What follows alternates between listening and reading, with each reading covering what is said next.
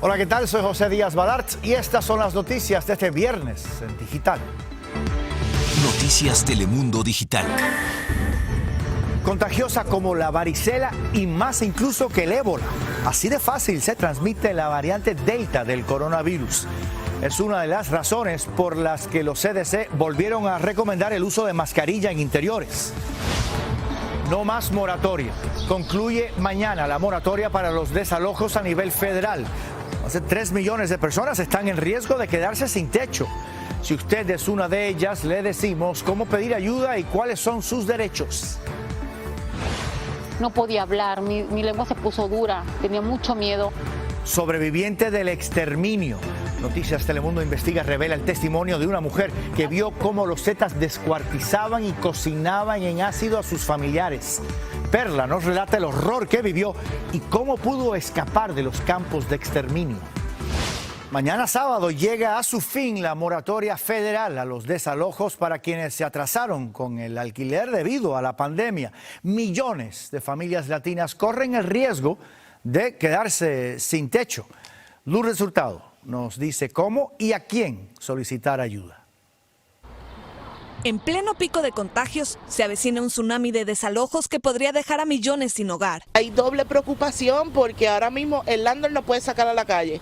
¿Dónde me voy a ir yo con 2 muchachos con esto del COVID que no, de verdad no se ha ido porque ni con la vacuna ha mejorado? Mañana 31 de julio se expira la moratoria nacional de desalojos tras el fallo de la Suprema Corte de Justicia que limitaba su extensión hasta finales de mes. De acuerdo con la Oficina del Censo, unas 3.6 millones de personas en el país dijeron a principios de julio que podrían ser desahuciados en los próximos 2 meses. Si es que reciben una notificación de desalojo, no se muevan automáticamente y no se muevan sin primero asesorar cuáles son sus derechos. Algunos estados han extendido sus propias moratorias. La de Hawái expira el 6 de agosto, Maryland el 15, Illinois hasta terminar agosto, al igual que Nueva York.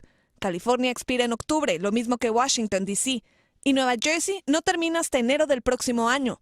Pero muchas otras regiones han quedado desamparadas, como el Estado del Sol. La Florida, que es casi un epicentro de la pandemia, ahorita se va a convertir en un epicentro de horror cuando se trata de nuestros hogares. Uno de los principales problemas es la distribución de ayudas. De los 47,000 millones en asistencia para alquiler asignados por el Congreso, las localidades solo han entregado 3,000 millones. Los formularios son complejos y mucha gente, especialmente entre la comunidad indocumentada, no sabe dónde pedir apoyo. Yo quisiera buscar asesoría para ver si me pueden ayudar con eso de la renta. Esta madre, que nos pidió no mostrar su rostro, pagó su alquiler con mucha dificultad por la falta de trabajo. Ahora teme que no le alcance más porque su nuevo casero le exige $250 adicionales. ¿Y hubo algún aviso de que iba a haber este aumento o ninguno? No, de repente los papeles estaban en la puerta. Múltiples organizaciones, tanto a nivel nacional como estatal, ayudan a la comunidad a llenar sus solicitudes de asistencia. Pedir ayuda también podría garantizarle más tiempo en su hogar, pues en estados como Massachusetts, Nevada, Minnesota y Oregon se ha prohibido el desalojo de quienes tienen una aplicación pendiente. Lourdes Hurtado, Noticias Telemundo. En Los Ángeles, personas que no tienen casa no podrán instalarse en algunos espacios públicos de la ciudad. El alcalde Eric Garcetti firmó la ordenanza que impide a los desamparados acampar dentro de los 500 pies de escuelas, parques, bibliotecas y otros lugares. Tampoco sentarse, acostarse o dormir en esas zonas. Críticos a la medida sostienen que con esta prohibición no se resolverá el problema de más de 40,000 residentes sin hogar en Los Ángeles. Vamos a hablar del variante Delta de COVID. Se ha contagiado a nivel nacional. Tan fácilmente se contagia el Delta como la varicela. Lo dice un documento interno de los CDC que revela la peligrosidad de esta cepa en momentos que la administración Biden redobla sus esfuerzos de vacunación. Diego Arias tiene el informe.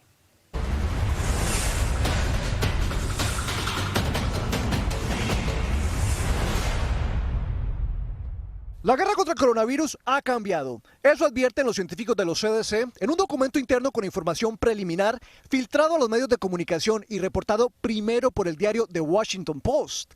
En el documento, los científicos de la agencia concluyen que la variante Delta es igual de contagiosa que la varicela y más contagiosa que un resfriado, la gripe y la viruela. La agencia confirmó la autenticidad del reporte. Sin embargo, algunos expertos cuestionan que no hayan podido ver los datos científicos y que se comparen enfermedades con rutas de infección muy diferentes. Pues obviamente nos está queriendo decir que este es un virus que va a pasar más fácilmente por el aire, que las cantidades de virus que salen al ambiente son mucho más altas y por eso hay más probabilidad de que se dé contagio, ¿sí? Más que proveer información, lo que genera es una confusión muy grande, ¿sí? Y está hablando de enfermedades que son muy distintas, que tienen condiciones muy distintas y que tienen formas de contagio muy distintas. En el documento, los CDC reconocen que la guerra contra el COVID ha cambiado por la variante Delta y porque incluso los vacunados contagiados con la variante Delta pueden esparcir el virus. Como se replica tan rápido, como es tan agresiva en su replicación y se generan cargas de virus tan altas tan rápidamente, pues obviamente la persona que se infecta el virus, ¿sí?, va a poder permitir la replicación y va a excretar el virus antes de que el sistema inmunitario lo logre controlar por completo. Mientras tanto, y como un efecto dominó, cada vez más industrias y negocios están obligando a sus empleados a vacunarse. Se pide el carnet de vacunación, siendo que al estar todos vacunados el riesgo es bajo. En el festival de música Lollapalooza en Chicago se les pidió carnet de vacunación o una prueba negativa a todos los asistentes. Mientras el gobernador de Texas acaba de emitir una orden ejecutiva que hace más difícil que funcionarios locales exijan el uso del tapabocas en sus condados, este hospital en Dallas es el último en exigirle a sus empleados que estén completamente vacunados para el 1 de octubre. Diego Arias reportando. En noticias de inmigración, la administración Biden inició hoy sus primeros vuelos a Centroamérica con migrantes deportados de forma expedita. El Departamento de Seguridad Nacional, que trata de personas que acaban de llegar a la frontera, dice, y no califican para el asilo. El gobierno había anticipado esta semana que volverían a reanudarse estos vuelos ante el creciente número de familias centroamericanas que vienen cruzando por el Río Grande en Texas durante el último mes. Entre tanto, el presidente Biden anunció nuevas sanciones contra el régimen cubano y anticipó que habrá más si no hay cambios drásticos en la isla. El anuncio coincide con una reunión que hoy sostuvo en la Casa Blanca con un grupo de cubanoamericanos. Javier Vega, en Washington. Buenas tardes, Javier. ¿Cuál es el objetivo de estas nuevas sanciones? Buenas tardes, José. Pues el objetivo es seguir presionando al régimen de La Habana y la mira hoy estuvo en su brazo represivo, en la Policía Nacional, que se ha enfrentado, que ha atacado directamente a los manifestantes. Y en este encuentro hoy el presidente Biden le decía a los cubanos, no solo dentro del salón, sino fuera de él, los hemos escuchado, entendemos su dolor y nuestras acciones no terminarán aquí. El reclamo histórico de miles de cubanos en la isla y su eco persistente en las voces del exilio cubano en Estados Unidos siguen resonando en la Casa Blanca, que este viernes anunció nuevas sanciones contra el régimen castrista de La Habana. En concreto, a la Policía Nacional Revolucionaria por su reacción a las protestas y a dos de sus mandos, Óscar Callejas Valcarce y Eddie Sierra Arias. Con eso se congelan sus activos en Estados Unidos y se prohíbe cualquier trato con ellos. Además, el presidente ordenó revisar la política de remesas, tomar acciones para garantizar la conectividad de Internet en la isla y aumentar con seguridad su personal en la embajada. There will be more unless there's some drastic change in Cuba, which I don't anticipate. El anuncio coincide con el encuentro del mandatario y líderes cubanoamericanos en la residencia presidencial. Entre los invitados, activistas, políticos, líderes religiosos y artistas. Por ejemplo, Yotuel Romero, cantante del tema Patria y Vida. Hace apenas 8 días, el Departamento del Tesoro había emitido sanciones contra una entidad militar cubana, además de un líder político, pero Washington había advertido que eran solo el inicio. Y es que además de los juicios en masa, organizaciones no gubernamentales advierten sobre detenciones masivas de manifestantes que hoy tendrían a unas 700 personas retenidas. Por eso los defensores de la causa aseguran no se detendrán. En Washington, Javier Vega, Noticias Telemundo. Una serie de peligrosos tornados causó una estela de destrucción en varias zonas del noreste del país. Uno de ellos azotó la costa norte de Nueva Jersey. Los daños materiales han sido severos, sobre todo en la localidad de Toms River, donde el temporal arrancó techos y levantó árboles y botes como si fueran de papel. Otro poderoso tornado tocó tierra anoche en Bucks County, Pensilvania. Allí estructuras fueron destruidas, incluyendo un concesionario de autos. Allí la tormenta dejó al menos 5 heridos, ninguno de ellos de gravedad. El presidente de México, Andrés Manuel López Obrador, visitó Badiraguato, Sinaloa, cuna de Joaquín El Chapo Guzmán y el cártel de Sinaloa. López Obrador salió al cruce de quienes critican su política de abrazos y no balazos para combatir a los narcos y otros grupos criminales. No se puede enfrentar la violencia con la violencia, no se puede, y no funciona, y no es humano enfrentar el mal con el mal. El mal hay que enfrentarlo haciendo el bien. López Obrador presumió de los programas sociales de que su gobierno tiene en Sinaloa, violando así la veda electoral que impera en México por la consulta popular de este domingo sobre el enjuiciamiento o no de sus predecesores.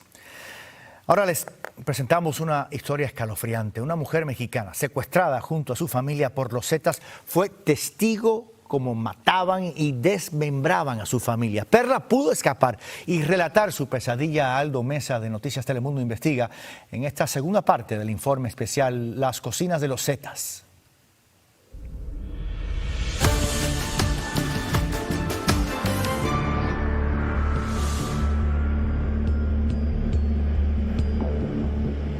Aquí fue cuando me trajeron ya, que aquí fue donde ya nos tuvieron en sí como en cautiverio. En ese momento tuve el peor de los miedos, un miedo terrible, un miedo de que yo ya iba segura que me iban a matar. Perla tiene el valor de decirlo de frente y narrar cómo sobrevivió a los Zetas tras ser secuestrada, al igual que 13 familiares más, en Ciudad Mante, Tamaulipas, en mayo de 2002. Todo el mundo empezó a correr, quien pudo se brincó bardas, se escondieron dentro de las casas. Yo ya veo que hay gente capuchada y con armas jaloneando a mis primas, jaloneando a un tío que también se llevaron. Todo alrededor eran casas. En 2012, Perla declaró ante la Procuraduría General de la República que los autores del secuestro fueron delincuentes que operaban en Ciudad Mante. Entre ellos estaban Pedro N., alias el Dandy, y Ricardo N., alias el Ricky. Este último objetivo federal del gobierno de Enrique Peña Nieto y el líder de los Zetas en esa localidad. Empiezan a querer golpear la puerta de la calle. Desde ahí, Ciudad Mante, los 14 secuestrados fueron trasladados a la Sierra de Yera, también en Tamaulipas. Aquí los Zetas tenían un campo de exterminio o cocina, como la nombraban porque ahí era donde mataban, cercenaban, quemaban y cocinaban a sus víctimas al deshacerlas en ácido. Vivimos 7 días en cautiverio, así totalmente a la intemperie, sin comer, sin agua. Fueron maltratos, fueron golpes, nos quemaban las piernas con un bat, los calentaban en lumbre que ellos tenían y nos ponían el bat caliente si nosotros nos movíamos en la noche. Perla cuenta que además violaban a las mujeres cuando iban al baño. Al 7º día del secuestro, los delincuentes aún no habían recibido el dinero que reclamaban y se prepararon para ejecutarlos a todos. Empiezan a gritar, oye, tú baja los tambos y que las hachas y que unas garrafas que traen ahí, no sé, otro líquido que mencionaron. Se escuchaba donde aventaban palos o aventaban las hachas o aventaban cosas que bajaban de la camioneta, las yogas, se escuchaban cuando azotaban los tambos. Y en ese momento que nosotros escuchamos todos, nos dimos cuenta realmente que ya se había acabado. O sea, que ya nos iban a matar prácticamente. Primero seleccionaron a 4 de ellos. En ese momento arrodillan a mi tío y le ponen la cabeza en ese tronco. Y prácticamente vimos todo lo que le hicieron. O sea, qué le hicieron, cómo lo mataron. Al momento que hacen el primer hachazo que le dieron a mi tío en ese momento, mi cuerpo se puso caliente de pies a cabeza, me quedé sorda, no escuchaba nada, no podía hablar, mi lengua se puso dura, tenía mucho miedo. Después de su tío, todos los demás iban a correr la misma suerte. Pero Perla observó que desde hace unos minutos solo uno de los delincuentes se había quedado cuidándolos y aprovechó el momento. Fue cuando yo le dije que corriéramos. Le dije, vamos a escapar, chato, y me dijo, ¿que cómo? Le dije, vamos a correr. Le dije, yo me voy a parar, yo lo voy a golpear. Cuando yo lo golpeé, tú te paras, prendes la camioneta y todos se van en la camioneta. Y así fue. 9 personas subieron a la camioneta, pero Perla no lo consiguió y se arrojó en caída libre por la barranca del cerro para no ser capturada. No sé cuántas vueltas di hasta abajo, terminé golpeada hasta abajo del barranco, inmovilizada de la garganta hacia abajo, no me podía mover, pensé que me había quedado paralítica. Pero inexplicablemente sobrevivió. Todavía recuerdo todo lo que pasó y tuve miedo, todavía hasta la fecha. En la misma sierra solo existe esta casa, Hasta aquí. Y después de escapar, Perla pidió ayuda a este señor.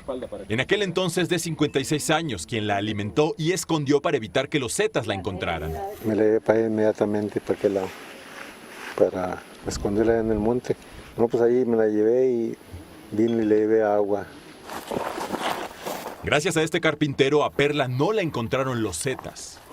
Él tuvo que esconderse 6 meses por miedo a que lo mataran y todavía hoy teme revelar su identidad. De los 14 secuestrados por los Zetas, todavía hoy 5 se encuentran desaparecidos. 4 fueron asesinados en la cocina y otros 5, como Perla, lograron sobrevivir, pero viven escondidos.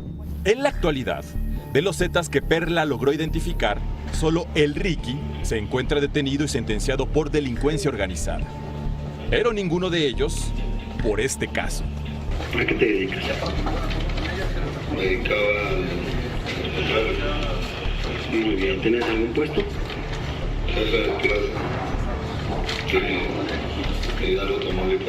Este tipo de personas son engendros vivientes del diablo. O sea, yo a veces pienso como que el diablo los escupe del infierno para que vengan a hacer lo que hacen, porque no hay palabra para describir todo lo que hacen.